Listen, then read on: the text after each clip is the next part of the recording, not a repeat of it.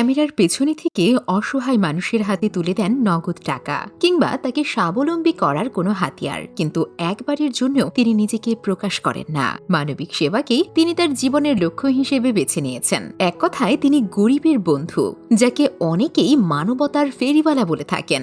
সামাজিক যোগাযোগ মাধ্যমে সবাই তাকে ফ্রি মোশন ফিরোজ বা ফিরোজ হাসান নামেই চেনেন। ফিরোজ হাসানের জন্ম চাঁদপুরে। তিনি একজন ভ্রমণ পিপাসু মানুষ। যেমন তিনি প্রকৃতির অপরূপ সৌন্দর্য পছন্দ করেন, ঠিক তেমনি তার মনটাও প্রকৃতির মতো অপরূপ সুন্দর। তিনি বাইক রাইড করতে করতে অসহায় কোনো মানুষের সামনে হঠাৎ করেই হাজির হন। তারপর সেই সুবিধা বঞ্চিত মানুষটির সাথে আন্তরিকতার সাথে কথা বলেন এবং বুঝতে চেষ্টা করেন তার অবস্থা। এক পর্যায়ে দেবদূতের মতো মানুষের সামনে সাহায্যের হাত বাড়িয়ে দেন। আর এই পুরো ব্যাপারটাই তিনি তার হেলমেটে থাকা ক্যামেরার মাধ্যমে ভিডিও ধারণ করেন এবং শেয়ার করেন ফেসবুক, ইউটিউবে।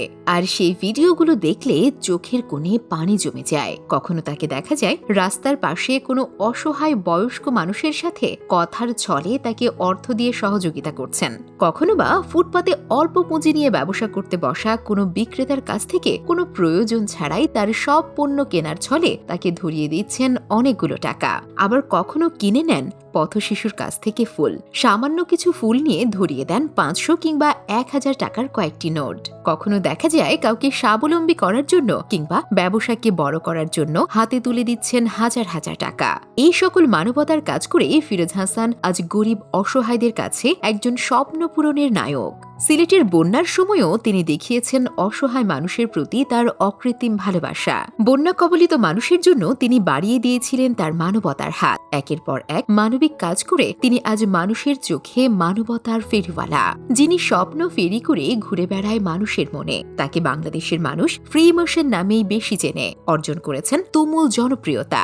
পর্দার পেছনে থাকা এই মানুষটির চেহারা অবশ্য খুব কম মানুষই দেখেছেন। কোনো ভক্তের সেলফির আবদার মেটাতেও তিনি খুলতে চান না তার হেলমেট। তিনি মনে করেন ভালো কাজ করে ক্যামেরার সামনে নিজেকে উপস্থাপন করার কোনো মানেই হয় না। গোপনে দান করা সবচেয়ে উত্তম। তাই সবসময় ক্যামেরার পেছনেই থেকেছেন তিনি।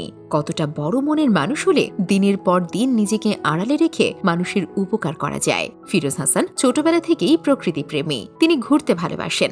যখন ইচ্ছে হয় বাইক নিয়ে ছুটে যান দেশের এক প্রান্ত থেকে আরেক প্রান্তে। ভ্রমণকালে তার আসা যাওয়ার মাঝে কোনো অসহায় পথচারী কিংবা পথ শিশু ও সুবিধা বঞ্চিত কোনো মানুষ চোখে পড়লে দাঁড়িয়ে যেতেন, সাহায্য করতেন নিজের বিবেকবোধ থেকে। মানবিক চিন্তাধারা থেকে অসহায় মানুষের পাশে আগে থেকে দাঁড়ালেও কখনো ভিডিও করার ইচ্ছে ছিল না। কিন্তু তিনি ভাবলেন তিনি যদি ভিডিও করে তা সোশ্যাল মিডিয়ায় প্রকাশ করেন তাহলে অনেক তরুণ তার দেখা দেখি মানবিক কাজে অনুপ্রাণিত হতে পারবে। সেই থেকেই তার ভিডিও করা শুরুটা হয়েছিল 2020 সাল থেকে। তার ভিডিও করার উদ্দেশ্য লোক দেখানো নয়, বরং মানবিক কাজে মানুষকে অনুপ্রাণিত করা। ফিরোজ হাসান তার সকল কর্মকাণ্ড সোশ্যাল মিডিয়ার মাধ্যমে তুলে ধরেন গোটা বিশ্বের সামনে। ফিরোজ হাসান বলেন, যখন আমি কোনো অসহায় মানুষকে সাহায্য করতে পারি তখন তাদের মুখের হাসি আমাকে অন্যরকম এক আনন্দ দেয়, যা মুখে বলে বোঝানো সম্ভব নয়। এর কোনো বিনিময় হয় না। আমি যতটুকু পারি নিজের সামর্থ্য অনুযায়ী মানুষের উপকার করার চেষ্টা করি। তাছাড়া ভিডিও তৈরির মাধ্যমে মানুষকে মানবিক কাজে উৎসাহ দেওয়ার চেষ্টা করি। অসহায় মানুষের পাশে দাঁড়াতে পারায় আল্লাহর কাছে লাখো কোটি শুকরিয়া আদায় করেন তিনি। আর এভাবেই তিনি সারা জীবন অসহায় মানুষের পাশে থেকে কাজ করে যেতে চান। বেঁচে থাকতে চান মানুষের হৃদয়ে সারা জীবনের জন্য। ভালো থাকবেন ফিরোজ ভাই। আল্লাহ আপনাকে নেক হায়াত দান করুন আর সবসময় অসহায় মানুষের পাশে দাঁড়ানোর তৌফিক দান করুন। ভিডিওটি কেমন লাগলো তা কমেন্টে জানাতে একদম ভুলবেন না। সবাই ভালো থাকুন, সুস্থ থাকুন। ধন্যবাদ।